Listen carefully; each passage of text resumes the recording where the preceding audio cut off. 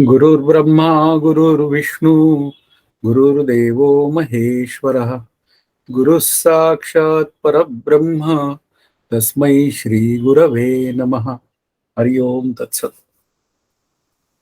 सर्व साधकांना नमस्कार करतो आणि आजच्या अभ्यासाला सुरुवात करतो. आजचा अभ्यास करताना आपण एक गणपती विसर्जन होईपर्यंत गौरी गणपतीच्या निमित्ताने एक मोठी सुट्टी घेतलेली आहे आणि त्या सणाच्या निमित्ताने आपण एक आनंदाचा उत्सव साजरा केलेला आहे. अद्वैतानंदाचा विषय हा आनंदाशीच निगडित आहे आणि गणपती महाराजांचा विचार केला तरी श्री ज्ञानदेव म्हणतात, देवा तुची गणेशू सकळार्थ मती प्रकाशू. सगळ्यांच्या मतीचं प्रकाशन करणारा हा आत्मरूप गणपती आहे. आता प्रकाशन शब्दाचा अर्थ दोन पद्धतीने त्याचे विचार होतात. सूर्याच्या प्रकाशात मला दिसतं आणि गणपतीच्या प्रकाशात म्हणजे आत्मरूप गणपतीच्या प्रकाशात मला दिसून कळतं. आता हे दिसून कळणं जे आहे ते आपल्या दृष्टीने खूप महत्वाचं आहे, कारण दिसून कळणं याच्यामध्ये बुद्धीचा विचार केला गेलेला आहे निश्चितपणे, आणि ती बुद्धी ही गणपतीला ओळखण्याची असली पाहिजे. आणि ज्या दिवशी मी त्या गणपतीला ओळखेल त्या दिवशी माझ्या अंतःकरणात तो अद्वैतानंद सिद्ध होईल आणि या अद्वैतानंद प्रकरणाचं एक प्रकारे ते सार्थक होईल. आता आपण या प्रकरणाच्या शेवटाकडे जात आहोत आणि शेवटाकडे जाताना 82व्या श्लोकाचा विचार करताना या अभ्यासाचं फळ, मग हा कोणता अभ्यास, तर जीवब्रह्मैक्य ज्ञानाच्या अभ्यासाचं फळ किंवा द्वैताकडे दुर्लक्ष केलं. आता दुर्लक्ष शब्दाचा अर्थ द्वैत बुद्धीविषयी वैराग्य प्राप्त केलं, म्हणजे द्वैत सत्यत्व बुद्धीविषयी वैराग्य प्राप्त केलं किंवा द्वैत मिथ्यात्व निश्चय केला. अशा पद्धतीने दुर्लक्षतेचा जो विचार आहे तो द्वैत सत्यत्व बुद्धी घालवण्याच्या संदर्भातला आहे. आणि या संदर्भातनं जेव्हा 82व्या श्लोकाचा विचार करण्याची वेळ येते तेव्हा 82वा श्लोक असं सांगतोय, अशा अभ्यासाने आत्मविद्या सुस्थिर झाल्यावर तो साधक देह जिवंत असतानाच मुक्त होतो, नंतर त्याचे शरीर कशाही अवस्थेत राहू दे. आता अशा अभ्यासाने म्हणजे जीवनमुक्तीच्या अभ्यासाने म्हणजे त्या द्वैत सत्यत्व बुद्धीचा पुन्हा बाध केल्यानंतर मग आत्मविद्या आपल्या अंतःकरणात सुस्थिर होते. या शब्दाचा अर्थ त्या आनंद रूपतेचा मला म्हणजे त्या अद्वैतानंदाचा मला अनुभव येतो आणि मग तो साधक जिवंत असतानाच मुक्त होतो. आता इथे जीवनमुक्तीचा विचार आपल्या पुढे मांडला गेलेला आहे, त्या क्रममुक्तीचा विचार नाही, त्या मेल्यानंतरच्या मुक्तीचा विचार नाहीये, तर जिवंत असतानाच पुन्हा देहीचा असो न विदेहीपणे मुक्ती भोगीत जावी असं समर्थांचं म्हणणं आहे. तर त्यासाठी मात्र मला या आनंदाकडे जर का अद्वैतानंदाकडे जायचं असेल तर मग मला त्या बुद्धीचं महत्व समजून घेतलं पाहिजे, की समर्थ बुद्धी दे रघुनायका म्हणतात किंवा बुद्धीची देवता गणपती महाराज आहे असंही म्हणलं जातं किंवा हरिपाठामध्ये श्री ज्ञानदेव म्हणतात, बुद्धीचे वैभव अन्य नाही दुजे एका केशीराजे सकळ सिद्धी. आता हे केशीराज म्हणजे माझे विठ्ठल महाराज किंवा गणपती महाराज हे दोघं वेगळे नाहीयेत, केवळ उपासनेसाठी आपल्यासाठी केलेली एक सोय आहे. अशा पद्धतीने जर का विचार केला तर त्या सगुणाचा आणि निर्गुणाचा खेळ माझ्या आनंदाकडे जाण्यासाठी मी सहज सिद्ध करू शकतो.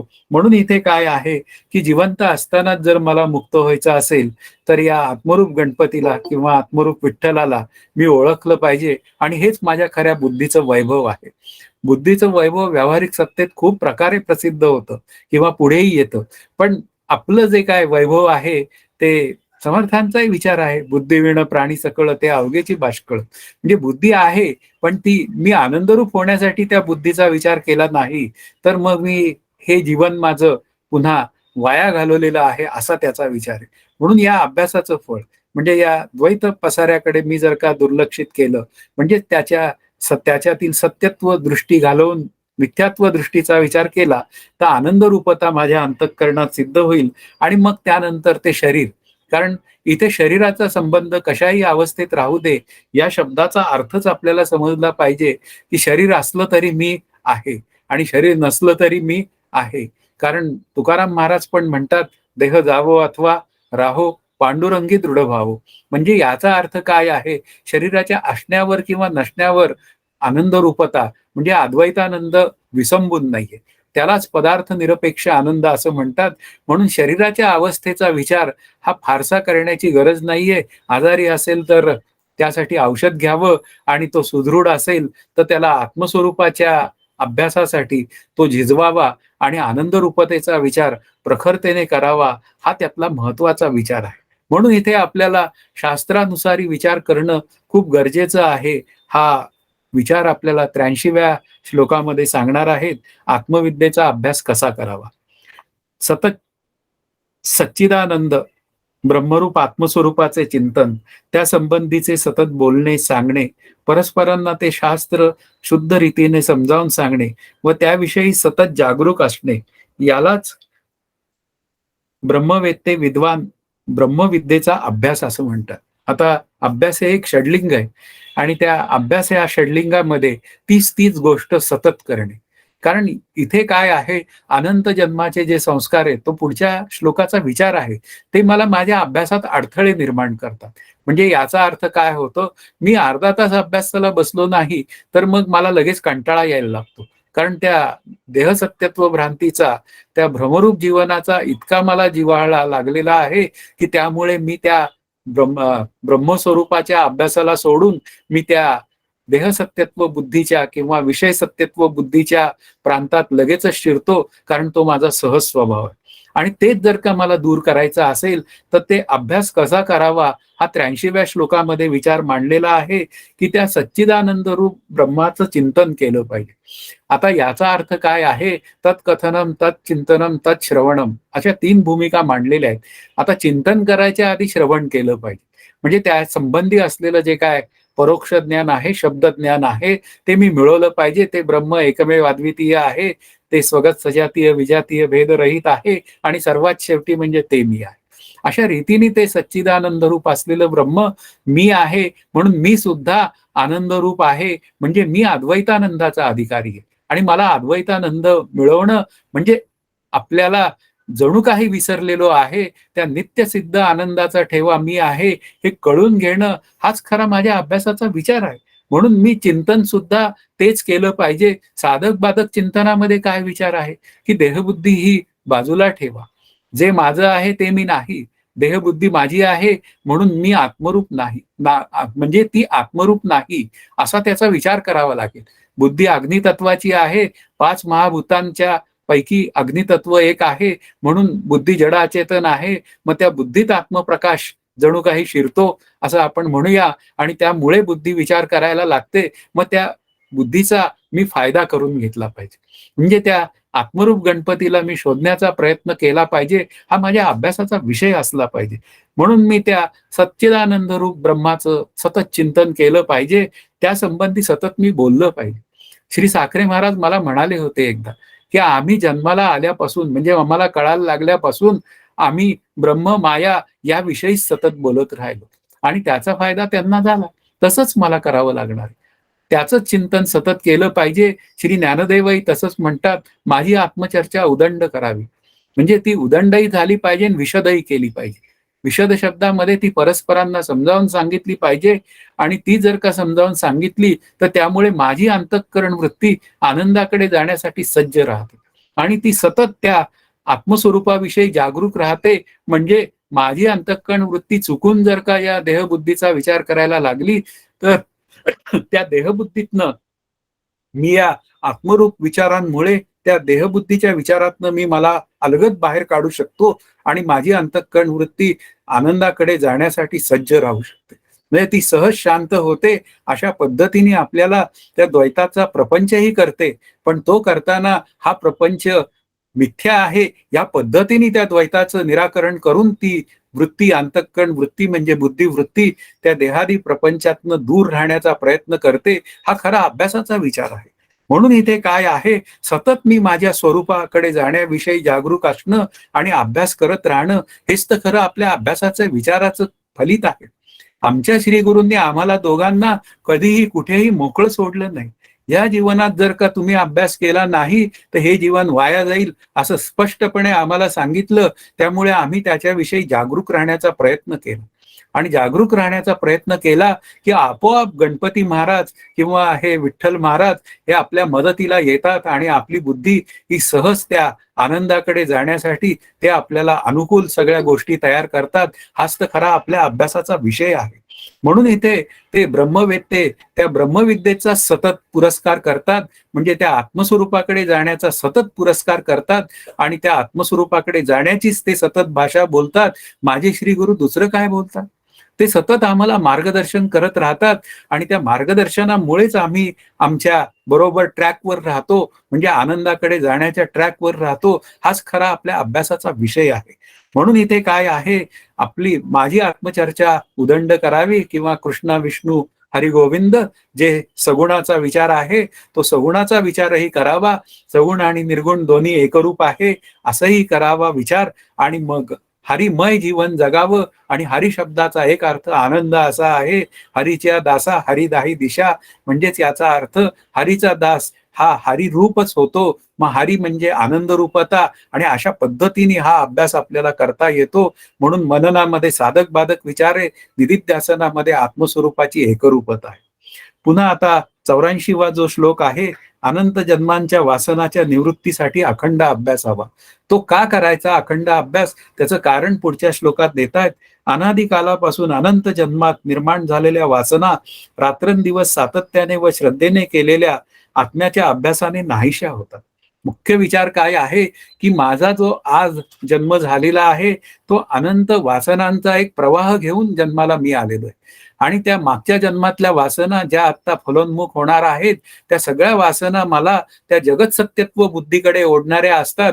आणि त्यातून मला त्या वासनांचा खेळ जो आहे तो शांत करण्यासाठी, म्हणजे माझ्या अंतःकरणातील नको असलेल्या वासनांचा खेळ शांत करण्यासाठी मला आत्मविद्येची जास्त जरुरी आहे, म्हणजे आत्मविचारांची जास्त जरुरी आहे.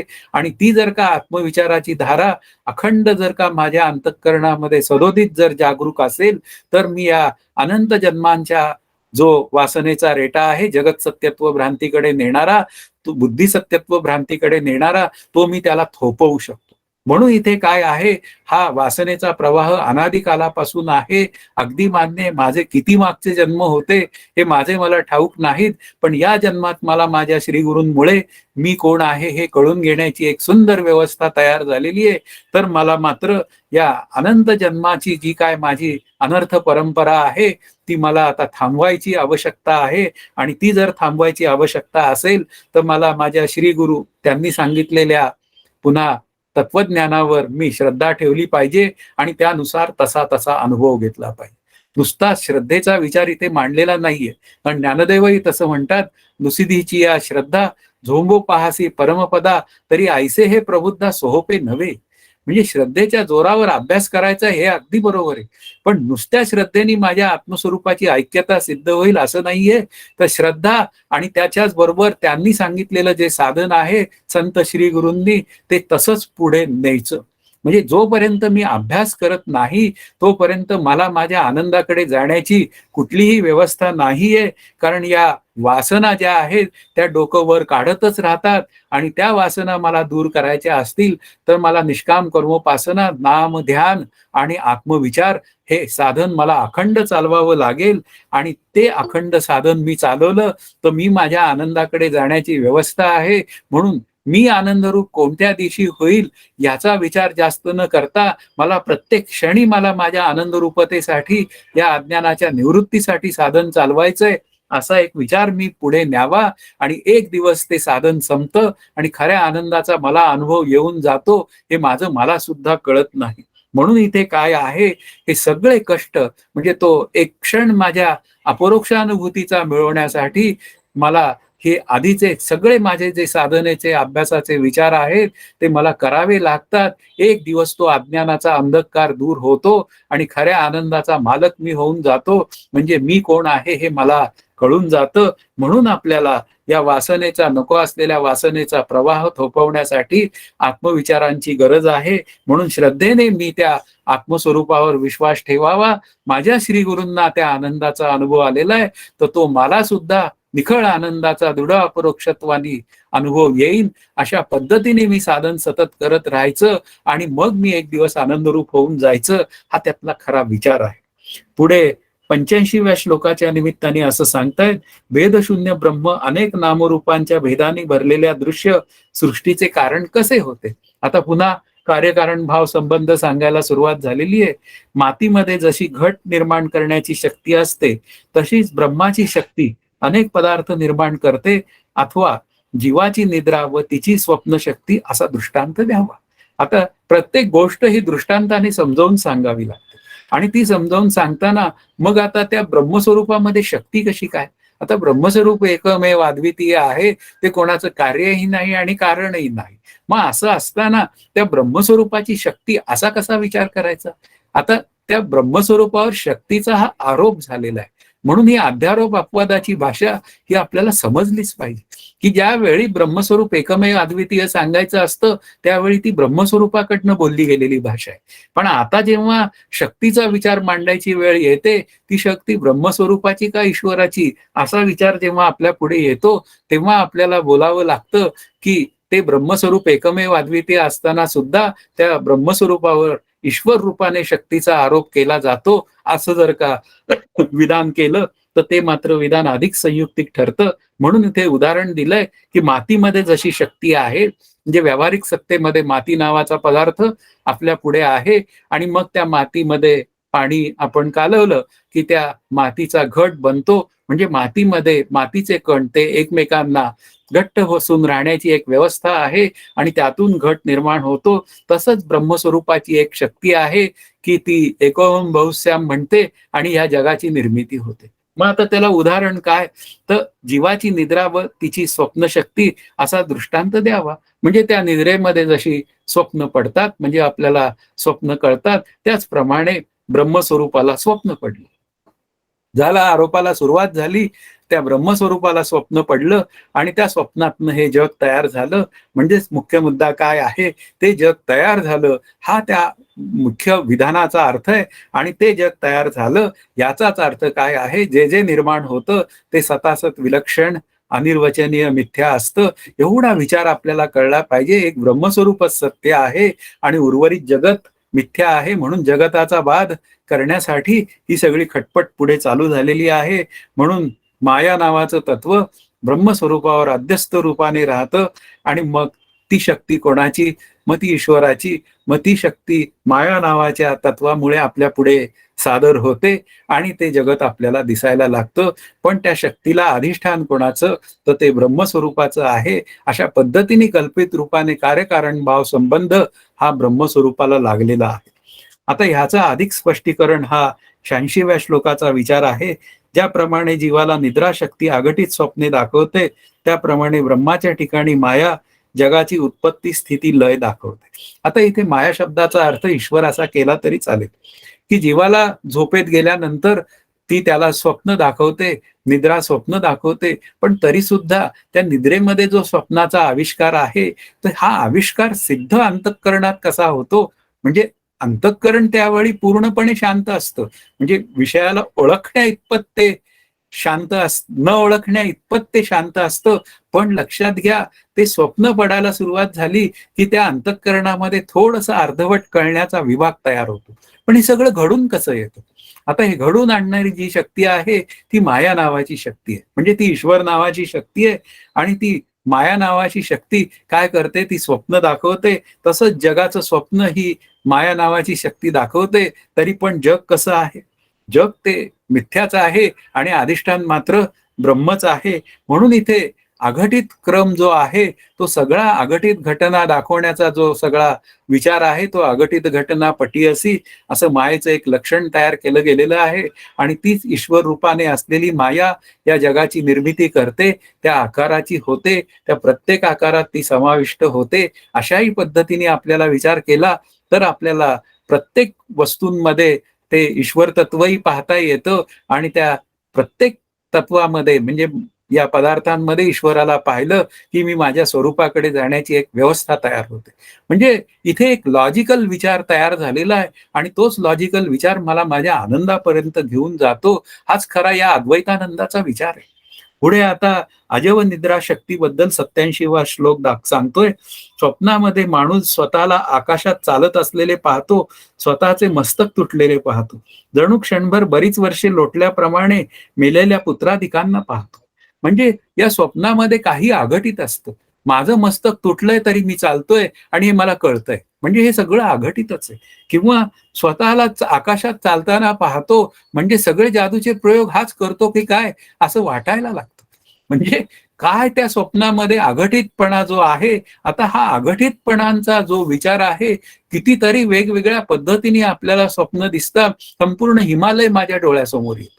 आता ह्या सगळ्या अघटित घटनांचा विचार जो आहे, तो त्या मायेच्या शक्तीचा विचार आहे. म्हणून ही अजब शक्ती जी मायेकडे आहे, अतर्क्य आहे, ती शक्ती कोणाच्या सत्तेवर आहे, एवढाच विचार आपल्या अभ्यासाच्या दृष्टीने महत्वाचा आहे. ती शक्ती ब्रह्मस्वरूपाच्या सत्तेवर आहे. ते ब्रह्म मी आहे, अशा पद्धतीने जर का विचार झाला, तर मग ते स्वप्नी जे जे देखिले ते ते जागृतीसे उडाले. स्वप्नातले पदार्थ जाग झालं की मिथ्या ठरतात, तसेच मला जागृतीतले पदार्थ मिथ्या ठरवण्याची आवश्यकता आहे. असं जर का एक अंतःकरणात विचार तयार झाला, तर तो मला माझ्या अद्वैतानंदाकडे नेण्यास समर्थ ठरतो. म्हणून इथे आपल्याला या स्वप्नांच्या दृष्टांतातनं आपल्याला आनंदाकडे जाण्याचा मार्ग दाखवतायत. आणि मग हा 88वा श्लोक, अशी स्वप्न पडण्याचे कारण काय? हे शक्य आहे, हे शक्य नाही असा विवेक स्वप्नात होत नाही.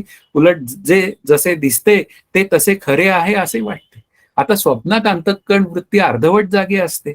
आता झोप लागल्यानंतर ते स्वप्न पडतं, तिथे अर्धवट अंतःकरण वृत्ती जागरूक असल्यामुळे तिथे मला विवेक करता येत नाही, की हे स्वप्न आहे, मग मी घाबरलं नाही पाहिजे. माझ्या मागे चोर लागतात आणि मी चोरांना मारायला जातो, पण माझे हातच हालत नाही. आता हे काय झालं असं? म्हणजे याचा अर्थ स्वप्न ही अजबच आहे. मग असं तिथे स्वप्नात विवेक होत नाही. मग ते जसं दिसायचंय तसं दिसतं आणि मग पुढे काय होऊन जातो, एकदम खडबडून जागा होतो. किंवा स्वप्नात तो काय करतो, की त्या चोराला आता मारला पाहिजे म्हणून तो त्याला लाथ मारायला जातो आणि स्वतःची लाथ भिंतीवर बसते आणि मग हा मात्र पाय दुखला म्हणून सकाळी ओरडत राहतो.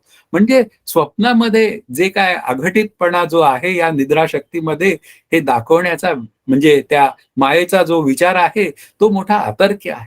तिथे आपल्याला काही त्याचं स्पष्टीकरण देता येत नाही. म्हणून इथे काय आहे, ते स्वप्नातनं जागं होणं हाच त्याच्यावरचा खरा उपाय असतो. जागं झालो की आपल्याला लक्षात येतं, काय वेडा आहे मी. म्हणजे काय बावळटपणा मी केला. त्या चोराला पाय मारला आणि तो भिंतीवर गेला आणि भिंतीवर गेल्यानंतर मग मात्र मी दुसरा दिवस सगळा लंगडत चालवण्यात घालवला. हे असे अतर्क्य गोष्टी घडतात, पण त्याची उत्तरं आपल्याला स्वप्नात विवेक करता येत नाही, कारण अंतःकरण वृत्ती तेवढी सजग नसते. हेच त्याचं उत्तर आहे. पुढे आता 89वा श्लोक आहे, तो ईश्वरी सृष्टीत आश्चर्यच आश्चर्य आहे. निद्राशक्तीचा जर महिमा असा दिसतो, तर मायाशक्तीच्या एवढ्या अचिंत महिम्याचे वर्णन ते कसे काय? म्हणजे मुख्य मुद्दा काय आहे, ती निद्राशक्ती एवढे मोठे सगळे गोंधळ दाखवते, तर मग या निद्राशक्तीला कंट्रोल करणारा तो ईश्वर आहे, त्याच्याकडे आश्चर्यच आश्चर्य. तो काही करू शकतो, तो अघटित घटनापटी आहे. त्याच्याकडं अप्रतिहत सामर्थ्य आहे, म्हणून त्याच्या सामर्थ्याबद्दल बोलू नये. ते सामर्थ्य तो काय पद्धतीने वापरायचंय, तो त्या पद्धतीने वापरतो. म्हणून इथे काय आहे, आपण फक्त त्याच्या अद्भुत सामर्थ्याचा विचार करावा आणि त्याला शरण जावं. म्हणून इथे अद्भुत अघटित शक्ती त्याच्याकडे आहे, म्हणून मी त्याला शरण गेलो आणि तो जर माझ्यावर प्रसन्न झाला, तर मग पुढचे जे सगळे कार्यभाग आहे, गुरुकृपा, आत्मकृपा, शास्त्रकृपा, या सहज होतात आणि माझा प्रवास अभ्यासाचा इतका सुलभ होऊन जातो. मी एक दिवस माझ्या श्रीगुरूंना म्हणालो, की तुमच्यामुळे आमचा प्रवास अभ्यासाचा अत्यंत सुलभ आणि सहजतेने चाललेला आहे. ते म्हणाले, होय म्हणे. श्रीगुरूंच्या कृपेखाली हा प्रवास अत्यंत सहज आणि सुरेख होतो. मी माझा अभ्यास स्वतः केलेला आहे. मला माहिती आहे त्याच्यात काय कष्ट पडतात. म्हणजे याचा अर्थ काय आहे, श्रीगुरु रूप ईश्वर म्हणजे ईश्वरच श्रीगुरु होतो. कारण तुकाराम महाराजांचं म्हणणं आहे, देव तोची गुरु होय. मग अशा पद्धतीने हा ईश्वर रूप देव जर का गुरु होत असेल आणि माझ्या आत्मविद्येचा प्रवास जर का सुलभ होत असेल, तर हे सुद्धा एक आश्चर्यच आहे, असा विचार आपल्याला करण्याशिवाय पर्याय नाही. आता श्लोक 85चं जे उत्तर आहे, ते आपल्याला देतायत या 90व्या श्लोकात. ज्याप्रमाणे झोपलेल्या माणसाची झोप अनेक स्वप्ने निर्माण करते, त्याप्रमाणे निर्विकार ब्रह्मामध्ये माया अफाट विकारांची कल्पना करते. याचा अर्थ त्या ब्रह्मस्वरूपावर ईश्वर नावाची एक संकल्पना तयार होते आणि ईश्वर नावाचं तत्व या जगाचा सगळा आपल्या पुढे एक पसारा दाखवतं. त्या पसाऱ्यालाच विकार असा शब्द बोलला गेलेला आहे. म्हणून स्वप्नातले विकार जे आहेत, म्हणजे स्वप्नातले पदार्थ जे दाखवणं, हा त्या निद्रेचा मोठा एक विलक्षण स्वभाव आहे. तसाच या ब्रह्मस्वरूपाच्या सत्तेवर या माया नावाचं तत्व, म्हणजे ईश्वर नावाचं तत्व, या सगळ्या जगाचा खेळ दाखवते आणि त्या खेळामध्ये ती आपल्याला नाचवते. मुख्य विचार काय आहे? आपण त्या खेळामध्ये तिच्या म्हणण्याप्रमाणे नाचायचं का? ती श्रीगुरूचा विचार पुढे आणून श्रीगुरूंच्या म्हणण्याप्रमाणे आपला अभ्यास करायचा, याचं क्रियमाण स्वातंत्र्य त्या ईश्वराने आपल्याला दिलेलं आहे. आणि त्या क्रियमाण स्वातंत्र्यामध्ये आपण त्या ईश्वराने श्रीगुरु माझ्या पुढे आणून ठेवलेले असतात. ते म्हणतात तसा मी अभ्यास केला तर मी माझ्या आनंदाकडे जाण्याची एक व्यवस्था तयार करता येते. म्हणून इथे काय आहे, जागृतीत अनुभवाला येणारे ईश्वराचं स्वप्न आहे. जसं एक इंडिव्हिज्युअल झोपेत प्रत्येक व्यक्तीचं स्वप्न असतं, तसंच जग स्वप्नवत आहे, म्हणजेच ते मिथ्या आहे, म्हणजेच ते सतासत विलक्षण प्रतिती मात्र सत्तावान आहे. असा जर आज पक्का निश्चय झाला तर मी आनंदाकडे जाण्याची एक व्यवस्था तयार करता येते. हा खऱ्या या अद्वैतानंदाकडे जाण्याचा विचार आहे. आता मायेच्या निर्मितीचा तपशील हा 91व्या श्लोकाचा विचार आहे. आकाश, वायू, अग्नी, आप, पृथ्वी, ब्रह्मांड, लोक, देवांसारखे प्राणी व दगड हे विकार होत. प्राणी चेतन दिसतात कारण प्राण्यांच्या अंतःकरणात चिदाभास असतो. म्हणजे ही सृष्टी जी निर्माण झाली ती एक जड अचेतन सृष्टी आणि एक जड चेतनाचा संघात असलेली जीवसृष्टी. अशा पद्धतीने आपल्याला त्याचं परमिटेशन कॉम्बिनेशन दिसतं. नंतर त्या देवस्वरूप असलेले स्वर्गस्थ देव म्हणजे आणखीन इंद्र वगैरे हे सगळ्या ज्या गोष्टी आहेत त्या आपल्या पुढे येतात. म्हणून इथे काय आहे, ही पंचमहाभूतांची सृष्टी, अष्टसात्विक भावात असलेली सृष्टी, म्हणजे पुन्हा 3 गुणांचा विचार केलेली सृष्टी, हे सगळे विचार जे आहेत ना ते आपल्या जीवनमुक्तीसाठी ते अनुकूल बनवलेले विचार आहेत. ही सगळी जड अचेतन सृष्टी निर्माण केली. आता हे पुस्तक जड अचेतन, आता हेच जर पुस्तक चेतन झालं असतं तर माझ्या हातातनं सटकून गेलं असतं, ते दुसरीकडे निघून गेलं असतं, समजा घराच्या बाहेर निघून गेलं असतं आणि मी कुठला श्लोक बघायचा आणि काय करायचं. म्हणून काही गोष्टी जड अचेतन निर्माण केल्या, मग हा माझ्या फायद्याचाच विषय आहे. खुर्ची जड अचेतन आहे म्हणून मी इथं बसलेलो आहे. तीच जर का चेतन असती तर इथे मला समोरनं तिने हलवलं असतं तर माझ्या हातात काय राहिलं असतं. म्हणजे ईश्वराने हे सगळं काय निर्माण केलेलं आहे ते मला माझ्या फायद्यासाठी निर्माण केलेलं आहे. म्हणजे माझ्या आनंद रूपतेला सहजच ते अनुकूल असंच आहे. म्हणून इथे काय आहे, आपल्याला हे समोर सगळी लोक दिसतात, मग ती सगळी लोक ही माझ्या परीक्षेसाठी आवश्यक आहे. समर्थही म्हणतात, दास राहतो डोंगरी, काही गलबला काही निवड. गलबला म्हणजे त्या लोकांमध्ये यावं, सर्वांमध्ये आपण सतत आपल्या अभ्यासाची परीक्षा द्यावी आणि निवळीमध्ये अभ्यास करावा. अशा पद्धतीने अभ्यास आणि पुन्हा त्या अभ्यासाचं परीक्षा देणं, या सगळ्याची व्यवस्था या ईश्वराने केलेली आहे. ती केवळ माझ्या आनंद रूपतेकडे जाण्यासाठी केलेली. ही सगळी मायेची करामत आहे आणि ती सगळी करामत माझ्या आनंदाकडे नेण्यासाठी आहे. ती अद्वैतानंदाला अनुकूल अशी आहे, तरच मी माझ्या आनंदाकडे जाण्याचा विचार करू शकेल. कारण 2 प्रकारचे माणसं आपल्या पुढे भेटतात. त्या एका व्यक्तीला असं वाटतं की हा सतत माझ्या वाईटावरच आहे आणि दुसरी व्यक्ती जी असते ती अभ्यास करणारी, आनंदाकडे जाणाऱ्या, अभ्यासाचा विचार करणारी, ती म्हणती हा सतत मला अनुकूलच, हा सतत माझ्यातले दोष काढतो आणि ते दोष काढल्यामुळे मला माझ्या सुधारण्याची संधी. अशा पद्धतीने आपले दोष एखादा काढत असेल तर त्याला म्हणावं, तू खरंच धन्य आहेस, कारण तुझ्यामुळे मला माझ्या सुधारणेचा विचार करता येतो. म्हणजे इथे ईश्वराने प्रत्येक निर्माण केलेली जी गोष्ट आहे ती प्रत्येक गोष्ट ही आपल्या फायद्यासाठी केलेली आहे. म्हणून या मायेच्या निर्मितीच्या तपशिलात फारसं न जाता तिचा मला माझ्या अभ्यासासाठी कसा अनुकूल विचार करून घेता येईल, हाच जर विचार मी केला तर मग हा 91वा श्लोक माझ्या सत्कारणी लागला असं आपल्याला सहज म्हणता येईल. पुढे हा 92वा जो श्लोक आहे तो हा भेद ब्रह्माने निर्माण केलेला नाही. आता दोन्ही बाजू आहेत. चेतन व अचेतन सृष्टीत सच्चिदानंद ब्रह्म समानतेने व्यापून आहे. नावे व रूपे भिन्न भिन्न असतात. आता या चेतन व अचेतन सृष्टीत दोन्ही ठिकाणी ब्रह्म व्यापूनच आहे. काय पद्धतीने? तर त्या चेतनाचं अस्तित्व आहे हे तर आपल्याला अगदी मान्य होतं. म्हणजे जड चेतनाचा संघात असलेल्या जीवाचं अस्तित्व मान्य होतं. पण जड अचेतनाला ब्रह्मस्वरूपाने व्यापून आहे हे मला कळलं पाहिजे. कारण त्या पदार्थाचं अस्तित्व आहे. नंतर तो पदार्थ मला वेगळेपणाने कळतो आणि तो पदार्थ मला आकर्षक वाटतो. म्हणजे याचा अर्थ तो पदार्थ ग्लॅमरसही आहे. म्हणजे अशा पद्धतीने या सृष्टीला ब्रह्म समानतेने व्यापून आहे, जे सर्वत्र सदा सम. असा विचार ज्ञानदेवांनी मांडलेला आहे. ते सर्वत्र सदा सम आहे.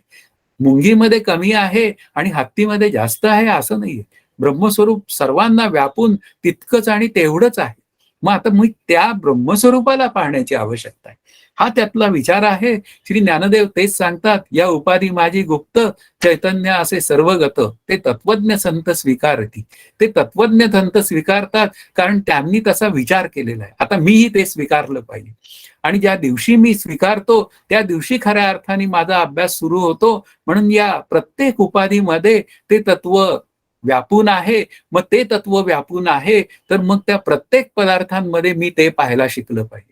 भरला घनदाट हरी दिसे हा संतांचा अनुभव आहे. या शब्दाचा अर्थ आधी त्यांनी भरला घनदाट हरी हा सर्वांमध्ये पाहिला.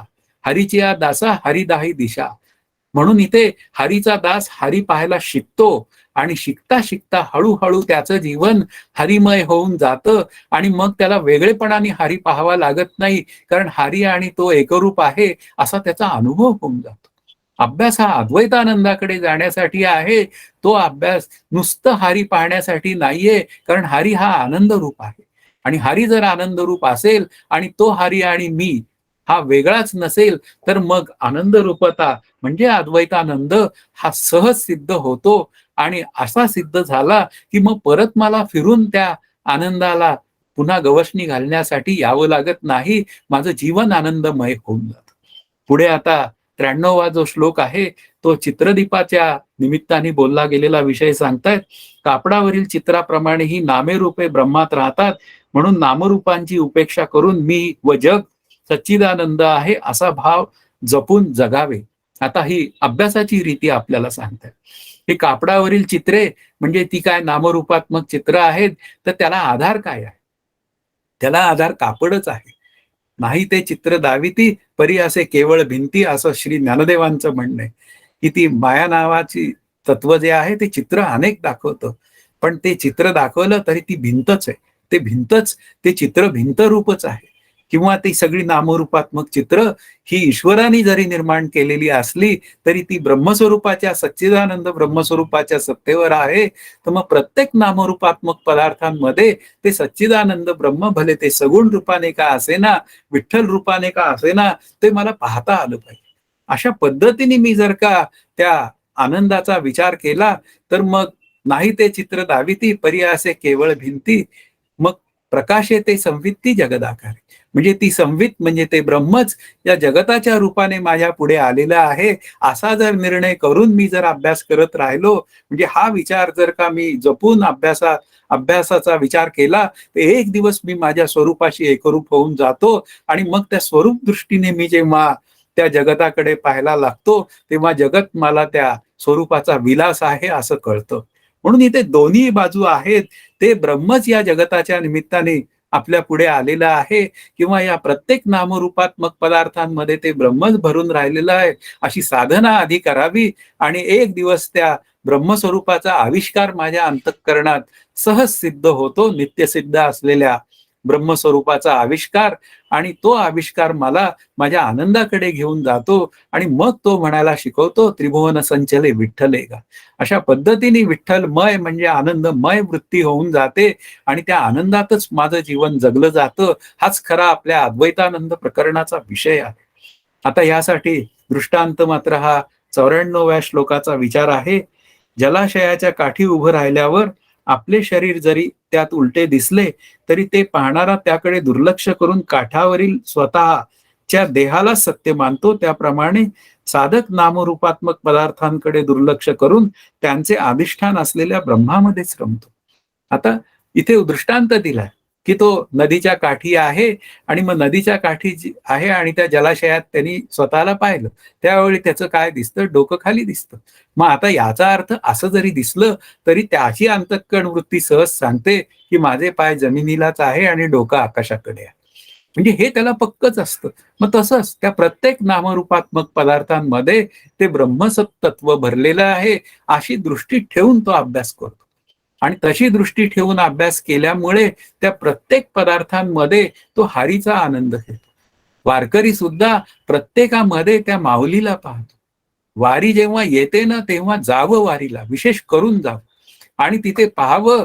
तो वारीतला प्रत्येक व्यक्ती म्हणत असतो, "माऊली जरा इकडे सरका, मला वाट द्या.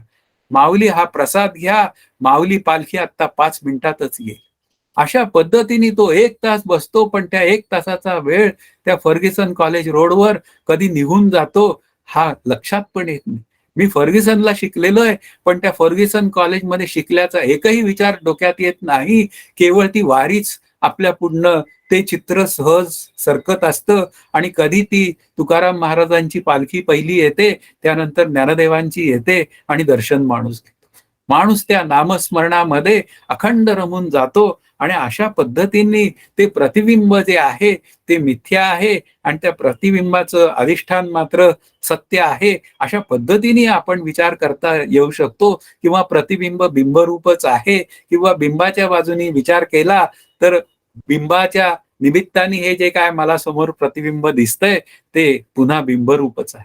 काहीही विचार करा, त्या नामरूपात्मक पदार्थांमध्ये मला आनंद शोधण्याची गरज आहे. म्हणजे त्या प्रत्येक पदार्थांचा व्यवहार हा प्रेमाने जर का झाला, म्हणजे आनंदातनं जर झाला, तर मग दुःख नावाची गोष्ट औषधाला शिल्लक नाही, हे संतांचं म्हणणं आहे. ते माझ्या सहज अंतःकरणात लक्षात येईल. पुढे सर्वांच्या अनुभवाचा दुसरा दृष्टांत 95व्या श्लोकाचा विचार आहे. हजारो मनोराज्ये चालत असली तरी सर्वजण जसे त्याच्याकडे दुर्लक्ष करतात, त्याप्रमाणे नामरूपांची सदैव उपेक्षा करावी. म्हणजे पुन्हा आता त्या नामरूपांची उपेक्षा करावी या शब्दाचा अर्थ मनोराज्याचं उदाहरण दिलंय. मनोराज्याचा छंद असतो, पण तरी सुद्धा मनोराज्यामध्ये खरी गोष्ट तशी घडतच नसते, हे त्यालाही माहिती असतं. तसंच तो मनोराज्यातलं प्रत्येक गोष्ट ही खरी होण्याची पुन्हा संभावना नसते, तरी सुद्धा तो मनोराज्य करीत राहतो. मग आता काय करायचं? आता त्या प्रत्येक नामरूपात्मक पदार्थांमध्ये आपल्याला स्वतःला स्वीकारलं पाहिजे. काय स्वीकारलं पाहिजे? की त्या प्रत्येक नामरूपात्मक पदार्थांमध्ये ते अद्वितीय ब्रह्म व्यापून आहे. आणि ते जर का ब्रह्म व्यापून आहे, तर त्या नामरूपात्मक पदार्थांविषयी असलेला जो विचार आहे, की हे नाम असं आहे, ही व्यक्ती अशी आहे, तो पदार्थ असा आहे. मग त्याचं जे चिंतन आहे विशेषत्वाने होणारं, की जे चिंतन मला सुख किंवा दुःख देतं, ते चिंतन मला दूर करता येतं. कारण त्या पदार्थांविषयी होणारा जो भलता विचार आहे, म्हणजे जरुरीपेक्षा जास्त असलेला विचार आहे, तो मला सुखी किंवा दुःखी करतो. माफक विचार करावा, की तो पदार्थ मला आत्ता घ्यावा लागणार आहे, त्याचं सेवन करावं लागणार आहे, ते औषध कडू असलं तरी घ्यावं लागणार आहे, त्याने मी बरा होणार आहे. अशा पद्धतीने आपण जर सगळे विचार केले, तर त्या प्रत्येक नामरूपात्मक पदार्थांमध्ये विशेषत्वाने छळणारे जे पदार्थ आहेत, म्हणजे उदाहरणार्थ माझे नातेवाईक वगैरे यांच्या विषयीच्या चिंतनात माझा वेळ जाणार नाही. अशा पद्धतीने त्यांची उपेक्षा जर केली, तर मी माझ्या आनंदाकडे जाईन. पुन्हा तोच विचार आहे, की त्या द्वैताला बाजूला करायचं आणि त्या अद्वैत आनंद रूपतेचा अनुभव घ्यायचा, हाच त्यातला आपल्या अभ्यासाचा विचार आहे. पुढे 96वा श्लोक असं म्हणतोय, मनाच्या आतील व बाहेरील व्यवहार सारखाच असतो. आता ते मनोराज्य आतलं आणि बाहेरचं या संदर्भातले पुढचे 2 श्लोक आहेत. प्रत्येक क्षणाला मनोराज्य दुसरे किंवा वेगळेच असते, पण होऊन गेलेले मनोराज्य पुन्हा होत नाही, त्याप्रमाणे बाहेरचा व्यवहार समजावा.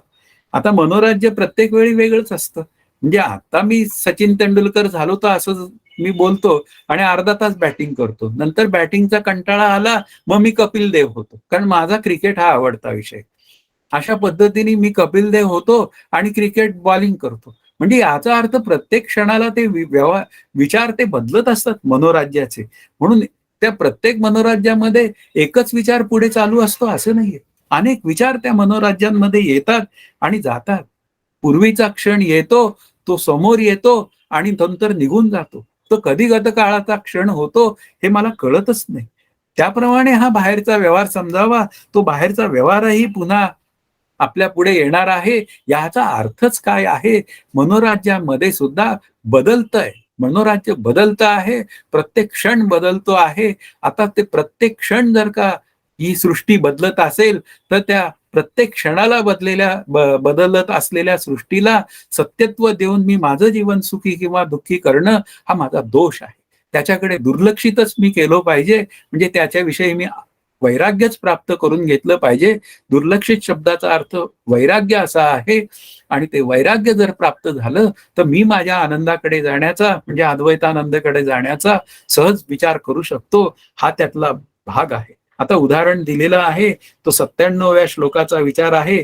तारुण्यात बाल्य अवस्था पुन्हा मिळत नाही, वृद्धावस्थेत तारुण्य लाभत नाही, मेलेला पिता परत येत नाही व मावळलेला दिवस पुन्हा उगवत नाही. म्हणजे याचा अर्थ प्रत्येक क्षण हा गतक्षण होत असतो. मग आपल्याला श्री ज्ञानदेव काय म्हणतात, पुढील पैस पारुखे, मागील स्मरावे ते ठाके, ऐसिये सरसिये भूमिके समाधी राहा. की भूतकाळातल्या बुड्या बंद करा, भविष्य काळातल्या उड्या बंद करा आणि पुन्हा काय आहे, वर्तमान काळात जगा. म्हणजे काय करा, म्हणजे आलेला प्रत्येक क्षण हा हरिमय होऊन जगा. आणि तो जर हरिमय होऊन जगला, तर मग गतक्षण आणि पुढचा क्षण असा विचार फारसा होणार नाही. कारण इथे प्रत्येक वेळी बदलतंय. बाल्यावस्थेतनं तारुण्यावस्था येते, तारुण्यावस्थेतनं वृद्धावस्था येते. म्हणजे याचा अर्थ प्रत्येक क्षणी बदल होणं हे या सृष्टीचा विचार आहे. पण त्या सृष्टीमध्ये एक न बदलणारं तत्व आहे, ते मी आहे. आणि ते मी आहे असा विचार करायचा असेल, तर ते जागृतीतलं जीवन हे हरिमय करणं हेच त्याचं उत्तर आहे. त्या अद्वैतानंदाशी एकरूप होणं हेच त्यातलं उत्तर आहे. गेलेला क्षण परत येत नाही. मग असं जर असेल, तर आहे त्या क्षणाला मी नामस्मरण केलं पाहिजे. आहे त्या प्रत्येक क्षणाला मी जर का आत्मविचाराचा विचार केला आणि विशेषत्वाने सृष्टीला सत्यत्व दिलं नाही, तर माझी अंतःकरण वृत्ती शांत राहते. म्हणजे ती स्वरूपाशी एकरूपच होऊन राहते. हा खरा त्या अभ्यासाचा विचार आहे.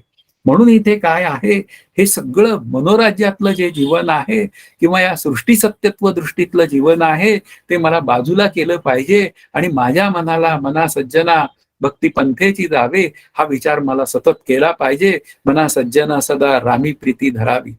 आणि मग मना सज्जना राघवे वस्ती कीजे. मग त्या राघवाची वस्ती माझ्या अंतःकरणात होते. आणि राघव शब्दाचा दुसरा अर्थ आहे अद्वैतानंद. आणि अशा अद्वैतानंदाची वस्ती जर माझ्या अंतःकरणात दृढ अपरोक्षत्वाने झाली, तर मला कुठेही आनंदासाठी भीक मागायला जावं लागत नाही. मी सहज माझ्या आनंदाशी एकरूप होऊन राहतो.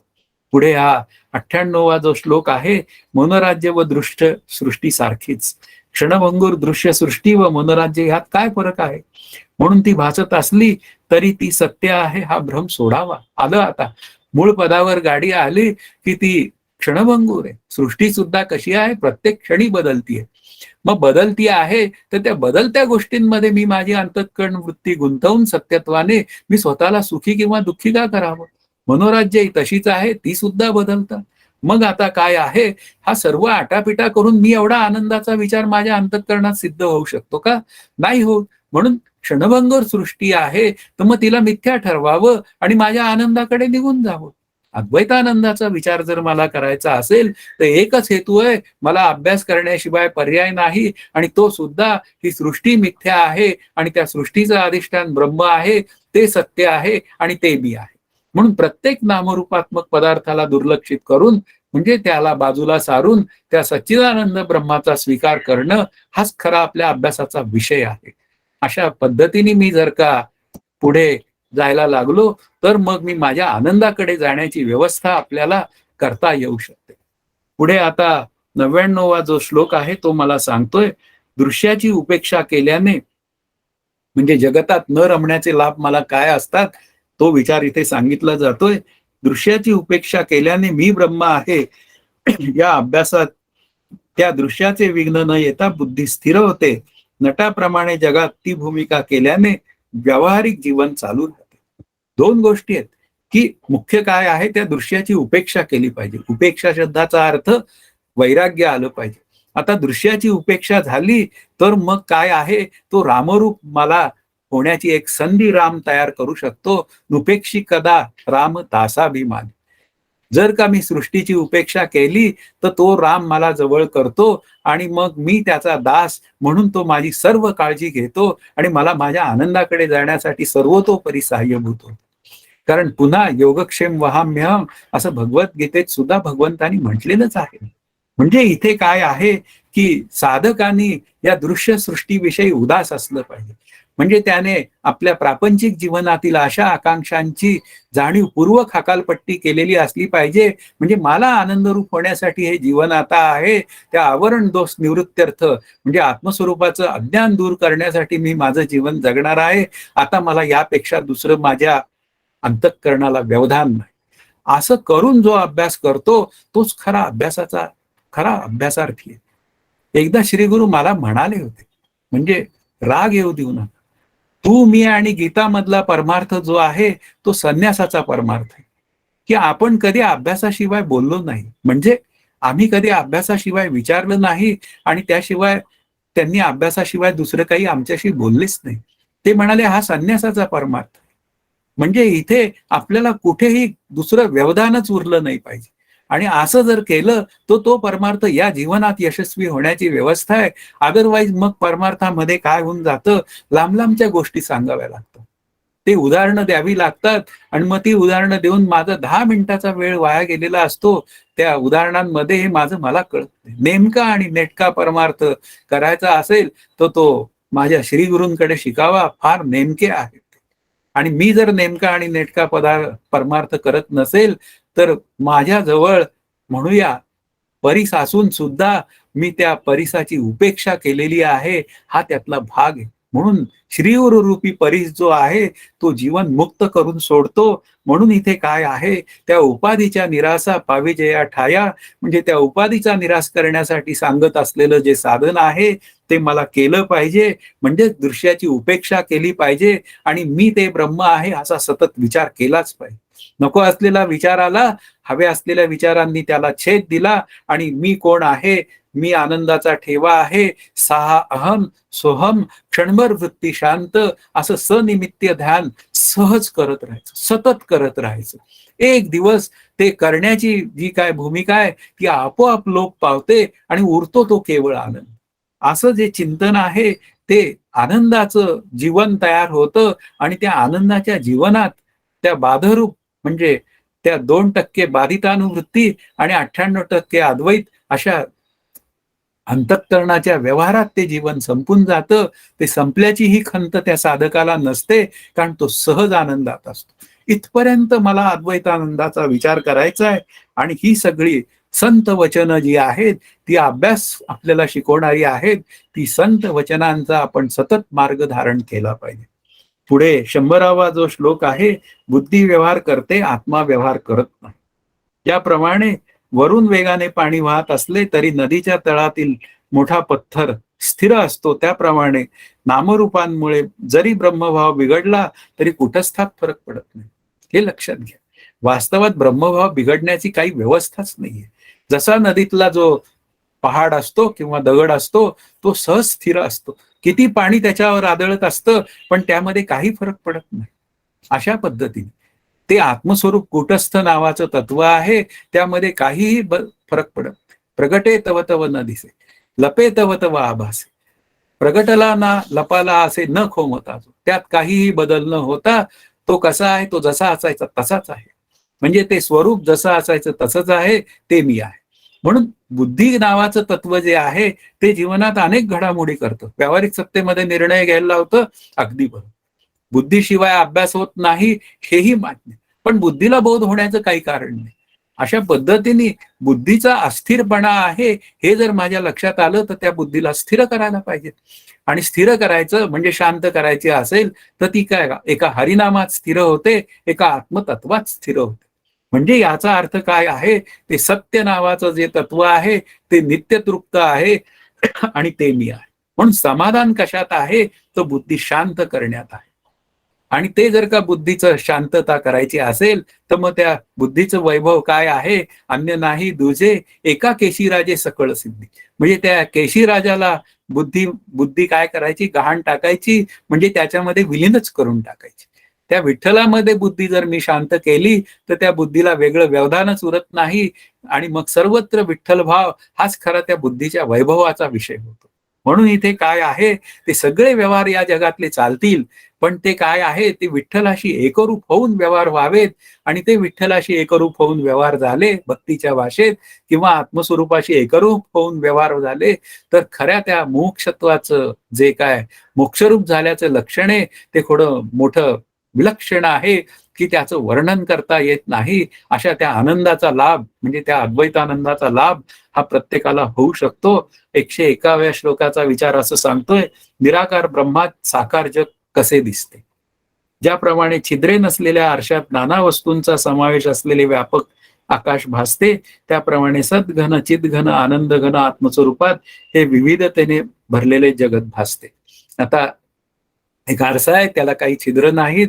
मग तो आरसा जर का आपण त्या आरशामध्ये पाहिलं, तर आपलं प्रतिबिंब दिसतंच दिसतं, पण त्या आरशामध्ये ते अवकाशही दिसतं आणि त्या मागे असलेले सगळे पदार्थही दिसतात. म्हणजे याचा अर्थ काय आहे? त्या एका आरशामध्ये, जड अचेतन आरशामध्ये ह्या सगळ्या सृष्टी दिसते, ती मागं असलेली. तर त्या आरशाचं अधिष्ठान असलेलं जे काय ब्रह्मतत्व आहे किंवा ईश्वर तत्व आहे, असं म्हणूया आपण, की ते ब्रह्मतत्व सद्घन चिद्घन आणि आनंदघन आहे. तर त्याच्या अधिष्ठानावर ही काल्पनिक सृष्टी भासायला काय हरकत आहे? म्हणजे याचा अर्थ काय आहे? वास्तवात सृष्टी झालेली नाही, पण झालेलीच असेल तर ती त्याच्याच प्रकाशात दिसून मला कळते, एवढा विचार करावा. म्हणून हे अनंत ही सगळी ब्रह्मांड रचना ही त्या ब्रह्मस्वरूपाच्या सत्तेवर भासते. आता कशी भासते? तर पुन्हा अध्यारोपित भाषेत बोलण्याची भाषा येते, की ती कल्पित रूपाने भासते. जसा त्या रज्जू उपहित चैतन्यावर सर्प भासतो. वास्तवात सर्प नाही, तरी सुद्धा तो मला भासतो. त्याप्रमाणे इकडे माया नावाची अघटित घटना पटियासी असलेली शक्ती त्या ब्रह्मस्वरूपाला स्फुरण निर्माण करते आणि या जगताची निर्माण होतं आणि जगताची उत्पत्ती झाल्यानंतर ही सगळी सृष्टी अफाट त्या ब्रह्मस्वरूपाच्या सत्तेवर भासते. एवढा विचार केला तर त्या सृष्टीची निवृत्ती ही अधिष्ठानमय ब्रह्मरूप असते, अध्यस्थाची निवृत्ती अधिष्ठानमय असते. एवढे विचार मला माझ्या अभ्यासाला पूर्ण आहे आणि ते विचार माझ्या स्वरूपाकडे म्हणजे अद्वैतानंदाकडे घेऊन जातात. पुढे 102वा जो श्लोक आहे, आरसा न दिसता त्यातील प्रतिबिंब वस्तू दिसणे शक्य नाही, त्याप्रमाणे सच्चिदानंद ब्रह्म न कळता नामरूपांचे ज्ञान कसे होईल. म्हणून इथे आरसाच नसेल तर त्या मागं असलेलं जे म्हणजे त्याच्यात प्रतिबिंबित झालेलं विश्व हे आपल्याला दिसेल कसं, म्हणजे मागे दिसणार. मग तसंच या नामरूपात्मक जगताचा पसारा जो आहे त्या सच्चिदानंद ब्रह्मस्वरूपाच्या सत्तेवर आहे.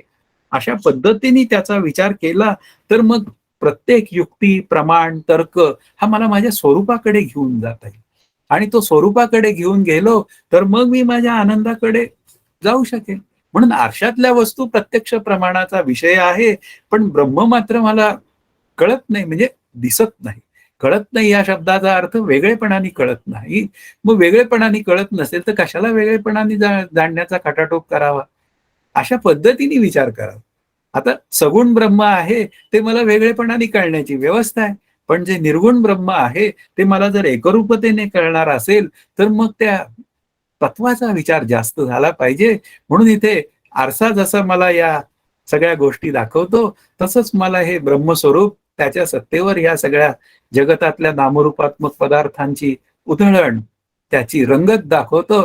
मग त्या रंगततेचाही अनुभव घ्यावा, आनंदाचा अनुभव घ्यावा आणि तो ब्रह्मस्वरूपाशी एकरूप होऊन घ्यावा. त्याच्यासारखं सुख नाही.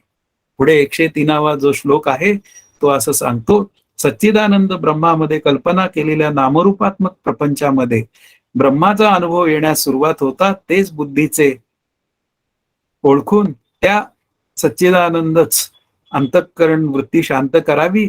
नंतर त्या बुद्धीला नामरूपात्मक पदार्थांचे अनुसंधानात जाऊ देऊ नये.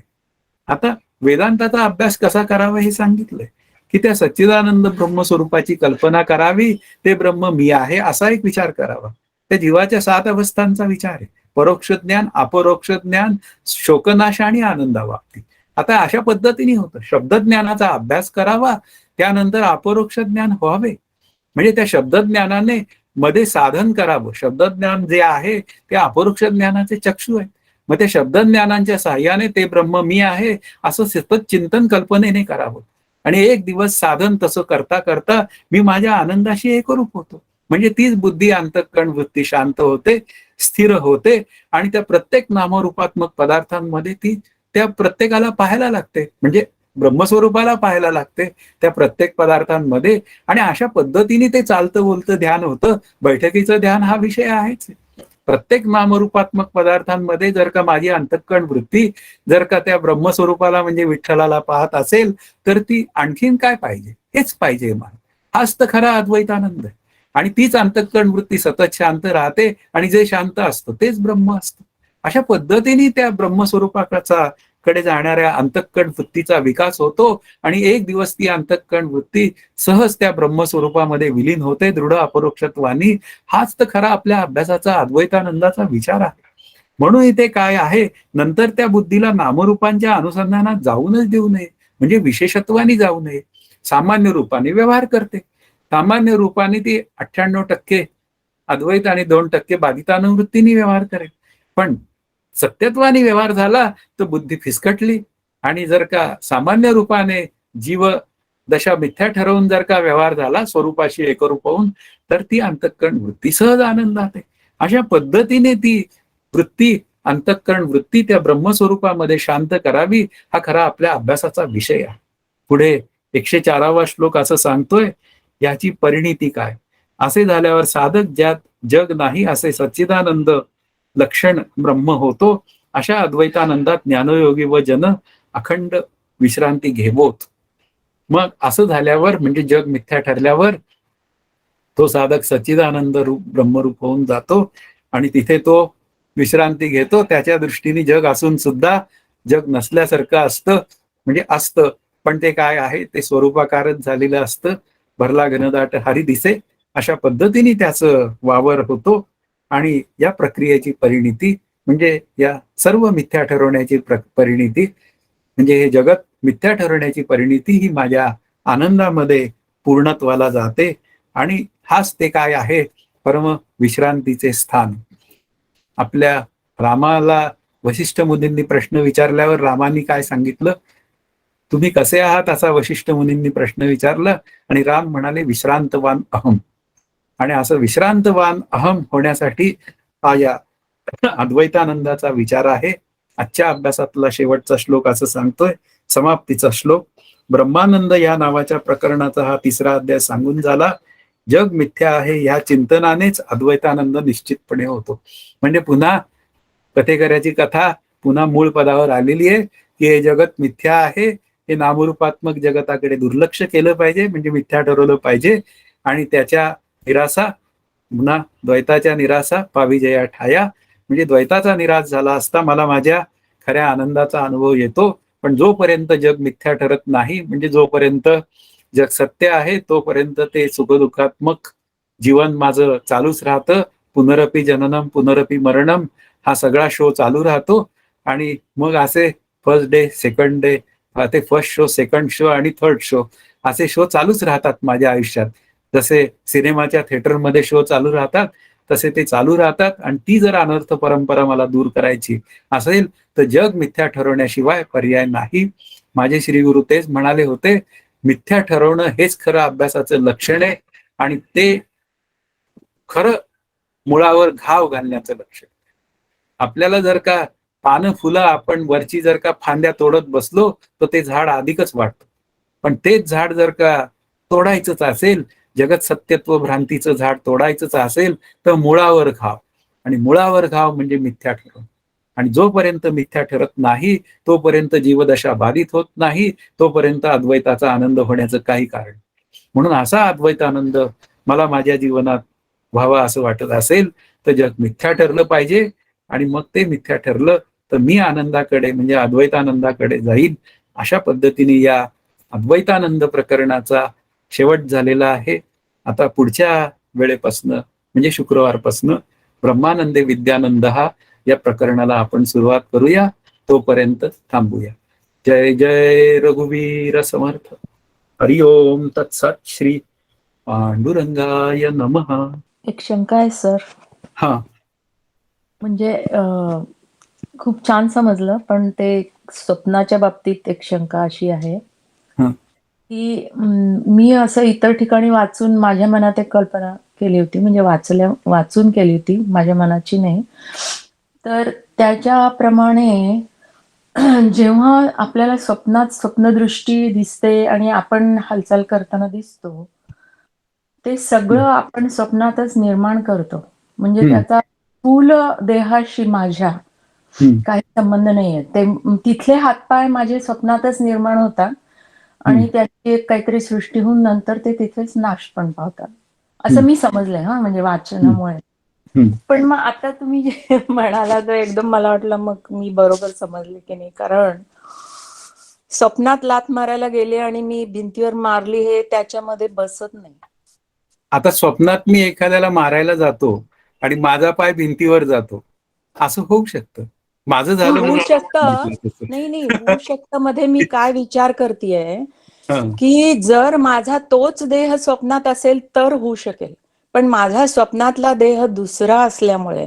दुसरा म्हणजे कुठला? दुसरा म्हणजे मी उत्पन्न केला स्वप्नातच. असं नाहीये. स्वप्नात काय होतं, आपली अंतःकरण वृत्ती सजग नसते. हा त्यातला महत्वाचा मुद्दा तो आहे सांगायचा, की माझी अंतःकरण वृत्ती तिथे अर्धवट जागी असते. त्यामुळे मी तिथे विवेक करू शकत नाही की मी स्वप्नात आहे. स्वप्नामध्ये मी स्वप्नात आहे हे करू शकत नाही विवेक. नाही म्हणून ऍक्च्युली त्यावेळी माझ्याकडनं काहीतरी इरॅटिक कृती घडू शकते. हा नाही त्यातला. ऍक्च्युली विचारसागर मध्येच मी हे वाचलं की हं. स्वप्नामध्ये दृश्य हं. पण निर्माण केलं जातं मनाने. हं. म्हणजे फॉर एक्झाम्पल जसं तुम्ही म्हणाला हिमालयात हिंडून आलो, तर हिमालय खरं म्हणजे आपल्या आतमध्ये कसा मावेल वगैरे ते हां. सगळे त्याच्यात हां. डिस्कस केलंय त्या त्या हो. संदर्भात. हं. म्हणजे पण तरी ते त्यांनी ते आता आम्ही नाही सांगू शकत एक्झॅक्टली कसं त्यांनी मग ते रिपीट एक्झॅक्टली केलं. वाचा आणि नाही सांगा, नाही कारण नाही मी नाही नाही विचारसागरचा अभ्यास केलेला आहे. नाही नाही ते जाऊ दे, पण म्हणजे त्याच्यामध्ये हा प्रिन्सिपल आहे की स्वप्नातली इंद्रिय पण नवीनच होतात, म्हणजे आहे ती इंद्रिय नाही वापरली जात. म्हणजे स्वप्नातले अवयव मला पण कळतच नवीनच नाही तुम्हाला केले जातात. नक्की काय म्हणायचंय ते. म्हणजे मला म्हणायचे की ती इंद्रिय ते हातपाय वेगळे असल्यामुळे त्याचा मी माझ्या स्थूल देहाच्या हातपायाशी काही संबंधच नाहीये. नाही, संबंध नसतो. पण मुख्य मुद्दा काय आहे, की आपली अंतःकरण वृत्ती अर्धवट जागी असते. हे तर मान्य आहे की नाही? मग आता नाही पण माझी वृत्ती, मग ती तो विषयच अंतःकरण नाहीये. माझी वृत्ती जी आहे जागृतीतली, ती प्रतिकार करण्याची आहे. मग ती प्रतिकार करण्याची वृत्ती जी आहे, ती मला स्वप्नामध्ये अर्धवट ती जागी असल्यामुळे मी त्याचा प्रतिकार करायला जातो. आणि मग ते प्रतिकार करायला गेल्यानंतर असं काहीतरी अघटित घडतं. नाही हा त्यातला. आता काही जण झोपेत चालत जातात. म्हणजे हा ते असंही एक घडतं. उदाहरण वेगळं आहे. आणि मग पण तेही ते चालत जातात. तेही माझ्या सोसायटीत घडलेलं उदाहरण आहे. म्हणजे ती मुलगी सरळ घरातनं तिच्या चालत आली. तिला मी सहज विचारलं, की "अगं कुठे निघालीस?" ती म्हणाली, "मी फिरायला निघाले." म्हणलं, "इतक्या सकाळी तू 6 वाजता कुठं निघाली अगदी?" झोपलेल्या म्हणजे ते सगळे कपडे वगैरे. "बस इकडे घरात येऊन." आणि नंतर तिचे आई-वडील शोधाशोध करायला लागले. नाही म्हणे हिला झोपेत चालायची सवय. आता नाही म्हणजे पण याचा आता अर्थ काय आहे, ती स्वप्नातल्या सृष्टीतनंच अशी चालत आली आणि हा ती हा बाहेर ते मला खाली आली, माहितीये. हे घरच्यांनाही कळलं ते. नाही म्हणजे नाही असं काही घटना घडू शकतात हे हा सांगायचं. नाही मूळ नाही मुद्दा काय आहे, हे घटना कोण घडवून आणतं? तर माया नावाचं तत्व घडवून आणतं. एवढाच विचार आपल्याला तिथे करायचा. हा नाही नाही तत्व समजण्याला खूपच छान मदत झाली, पण फक्त मला असं म्हणायचं होतं की आता ते झोपेत चालणं हा एक वेगळा इश्यू आहे. तो स्वप्नात चालतो म्हणून झोपेत चालतो का ते मला माहित नाहीये. आता मग मलाही परंतु त्याचं उत्तर माहिती. नाही ते नाही मला माहिती, म्हणजे ते एक्झाम्पल बद्दल नाही मी म्हंटल. फक्त म्हणलं की स्वप्नामध्ये जर मी राग आला, स्वप्नामध्ये जर मी कुणाला मारलं, तर ते हं. सगळे माझे अवयव वेगळे आहेत स्थूलापासून. एवढंच मला असं समजलेलं मी ठीक आहे, म्हणत तुम्ही होते. तसं समजा. आता मी काय बोलू? आता मी तुम्हाला सांगायचं खरं कारण ते सांगतो, की हे सगळं घटना घडवणारी माया नावाची शक्ती आहे, हे त्या पंचदशीकारांना सांगायचं. एवढाच हम्म. विषय सांगायचा आहे तिथे. Okay okay. हं. हम्म. छान.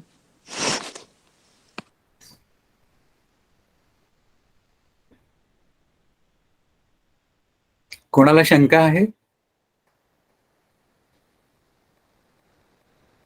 थांबायचंय का? जय जय रघुवीर समर्थ. हरिओम तत्सत.